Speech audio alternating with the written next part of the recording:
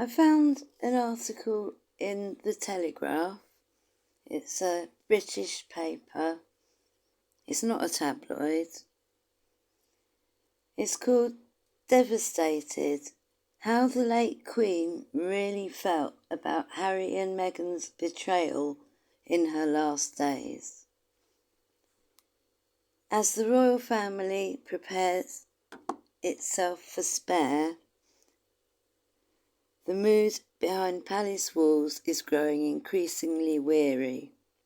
It can't have been helped when, on Thursday, the trailer for Netflix dropped.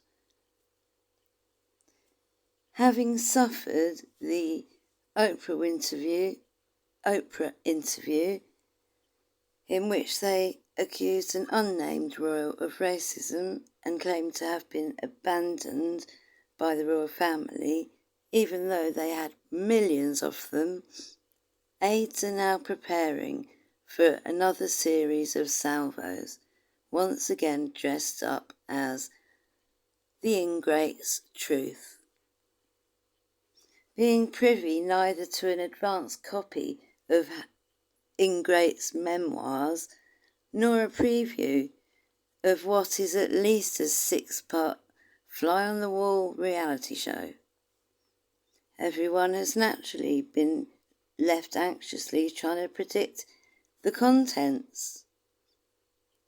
Will the Ingrates cast a shadow over next May's coronation by singling out the king for more criticism, having already accused him of cutting them off financially, these are grown-ups, and refusing to take their calls? I think Charles said he's not a bank. That was me saying that. Or are rumours to be believed that the Prince and Princess of Wales are set for another flogging, as Harry suggests William feels trapped in the monarchy, and Meghan claims Kate made me cry? All will soon be revealed, with Spare set to hit bookshelves in January. As one royal source explained, the pervading feeling is one of exasperation. What on earth can they have left to say? Enough is surely enough. While outwardly projecting a shoulder-shrugging acceptance of events that are now well beyond their control, scratch the surface and anger still permeates across the firm. I'm not surprised. The Daily Telegraph has spoken to a number of well-placed sources to piece together a picture of what really happened in the final weeks and months of Queen Elizabeth's life in relation to the couple she generously described as much-loved members of the family. Regardless of how Spare or Netflix may interpret those events, the other side of the story does not make for comfortable reading. It already riled Her late Majesty's nearest and dearest that the couple chose to appear on Oprah while the Duke of Edinburgh was in hospital 3 months before his 100th birthday. It wasn't just that Prince Philip had been in hospital for 3 weeks by then. We now know that his wife, then 96, was also suffering from her own significant health problems, which the Ingrates would have known. According to Giles Brandreth's, who's very well connected, he's friends with the family, newly published biography, Elizabeth, An Intimate Portrait, the Queen had been diagnosed with a form of bone marrow cancer, which caused the tiredness, weight loss and mobility issues that made her pull out of a number of engagements last year. As one insider explained, the late Queen not only knew the Duke's health was failing, but also her own. It became clear that she was on borrowed time as she began to tie up loose ends. That's what made the Sussexes, the Ingrates' behaviour doubly difficult to deal with. The timing could not have been more insensitive.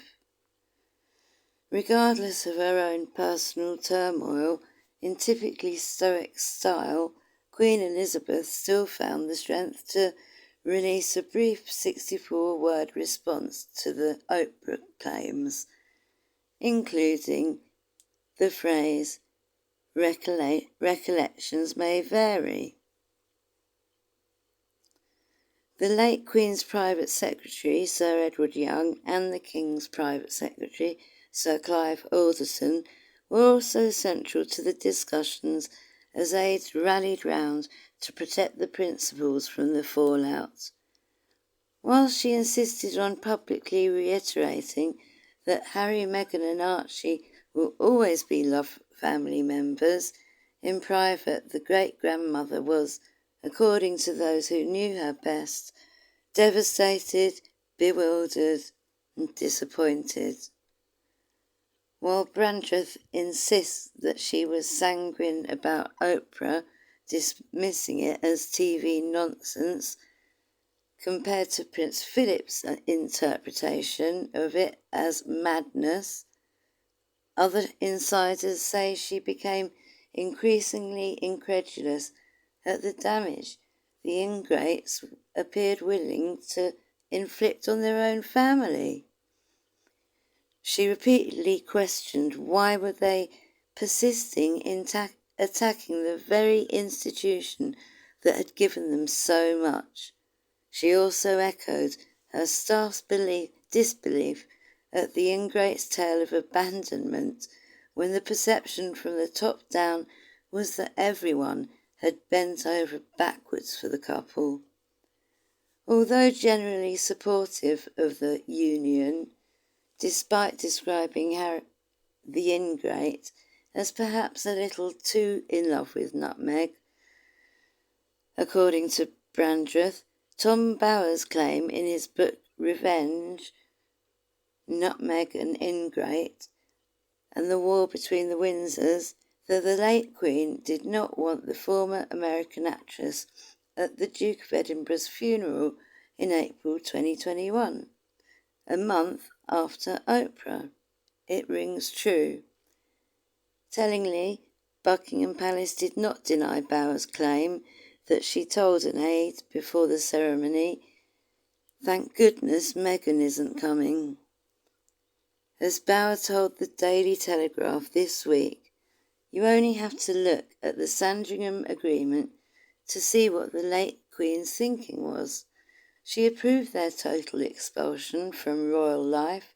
She wouldn't have done that if she had a wholly benign attitude towards them.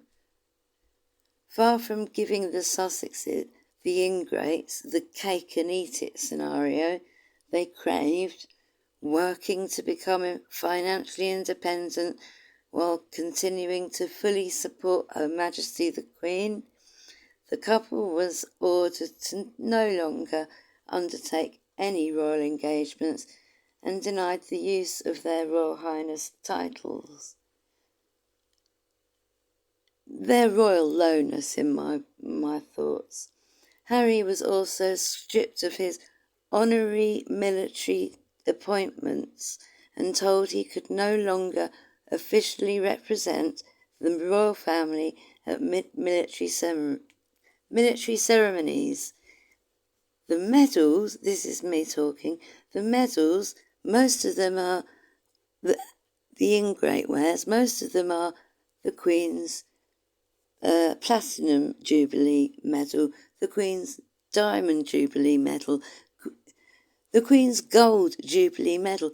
The medals he wears weren't even earned by him, they were earned by his grandmother. Back to the article. The late monarch further decreed that they were no longer allowed to use their Sussex royal branding and they had to pay the £2.4 million renovation costs of their Windsor home.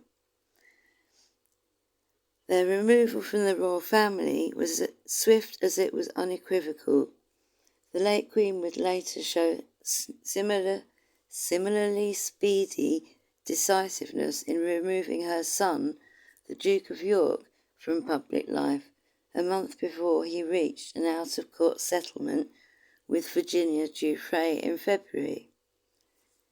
Coronavirus put paid to any visits home by Harry in 2020, although he delighted in telling James Corden in February 21 that his grandmother had sent Archie a waffle maker for Christmas. The sharing of such personal information raised eyebrows at the palace, not least as the interview with the Late Late Show host threatened to overshadow the late Queen's COVID-19 push earlier that day.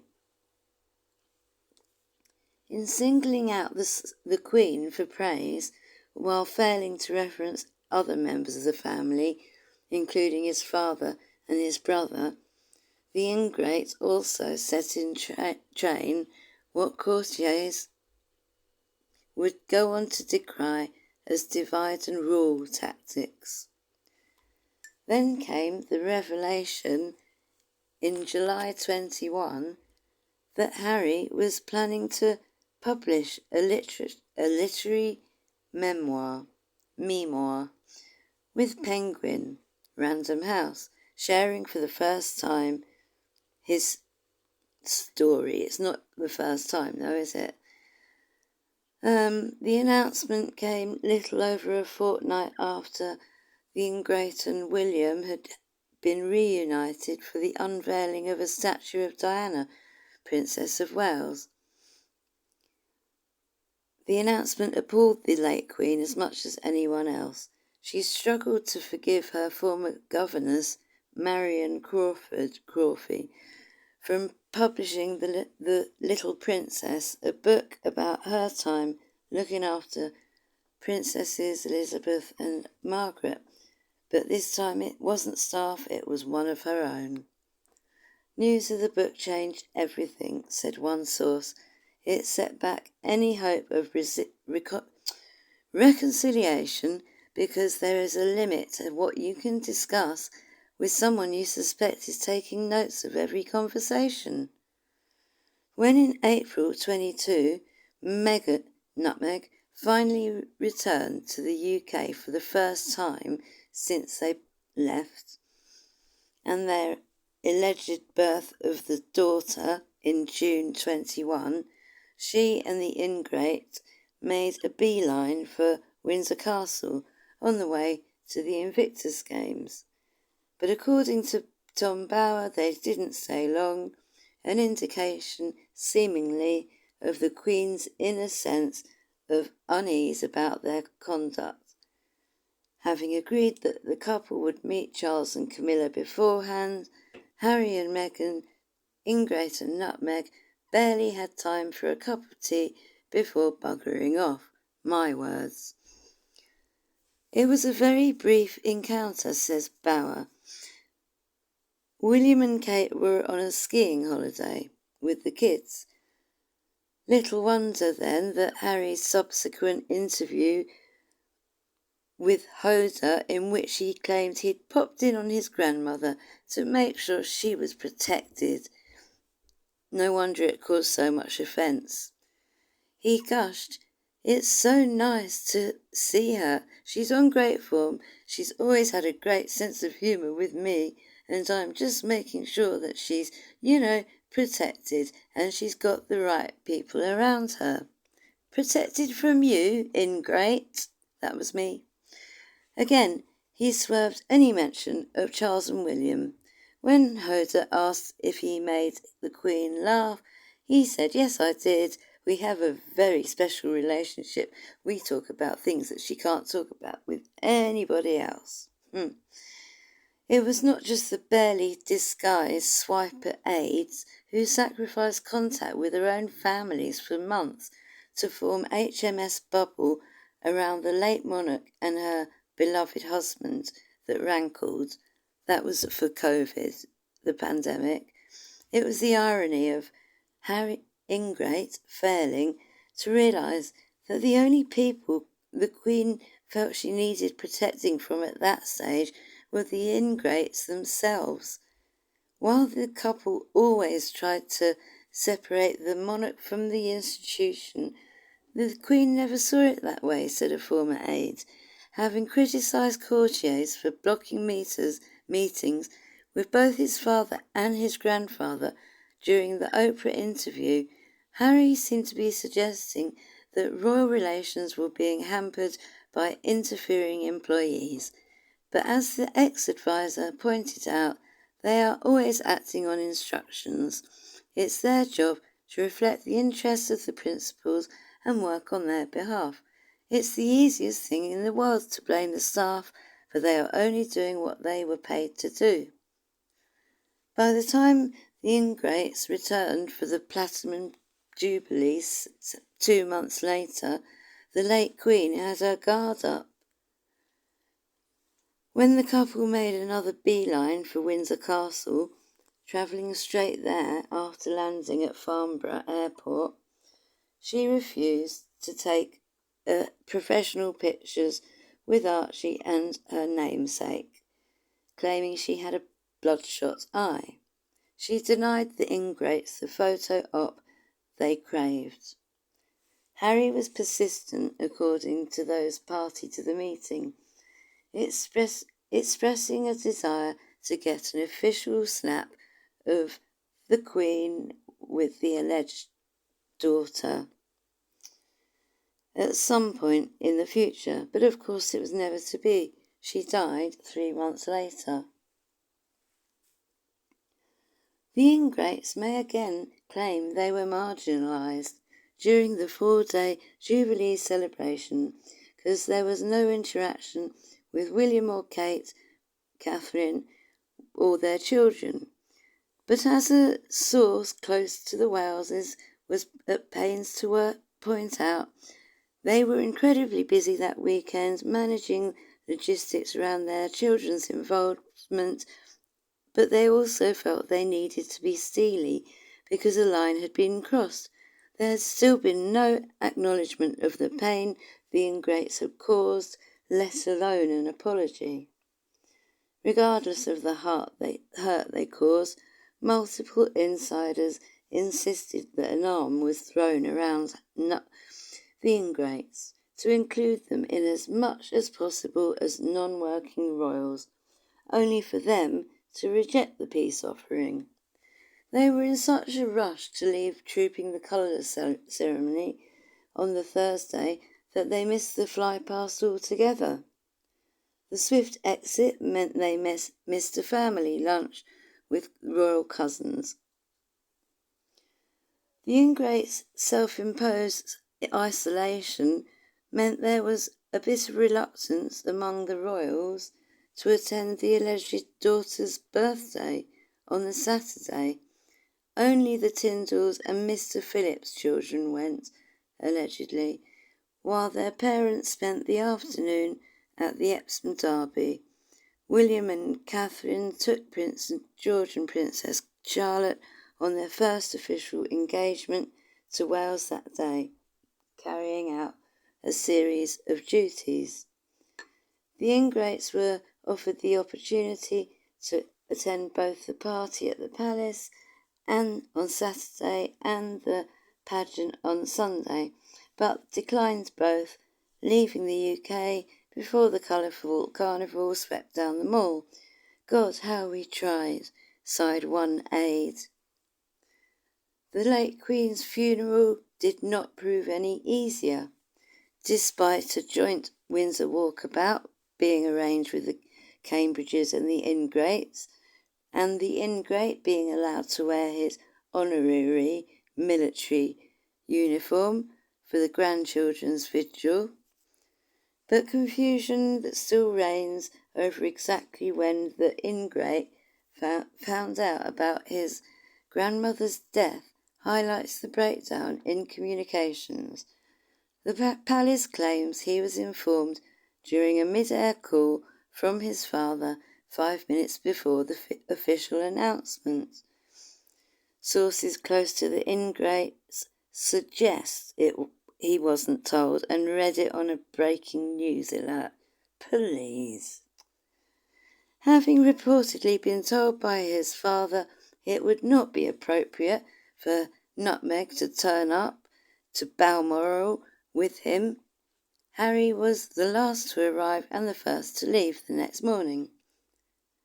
Naturally, there are fears that it won't only be the royals who come under attack in the coming weeks, but the palace's staff and still traumatised former employees.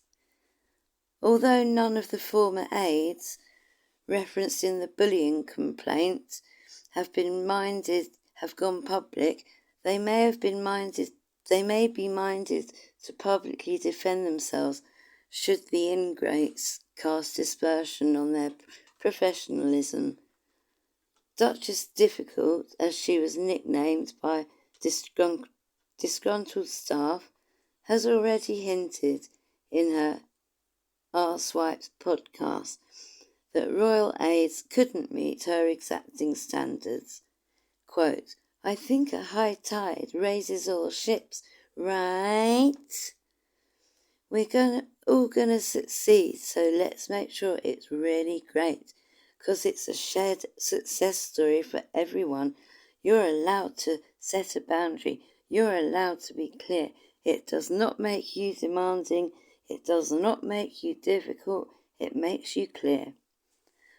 Although the palace did not want to provide a running commentary in response to whatever the couple claim, the press office is likely to point out any factual inaccuracies.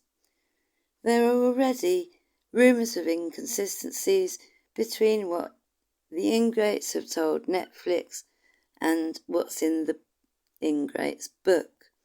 Sources close to the ingrates have suggested they have little control over the timing of the Netflix series or the book, and yet the couple are thought to be in advanced talks with Gayle King to do a US broadcast interview, while another friend, ITV's Tom Bradby, is possibly going to be interviewing them for the UK. Harry, the ingrate spin machine, is now based internally at Archwell, meaning they are now pulling the levers on their own. It therefore seems unlikely that royal feelings are going to be spared. Shame on them.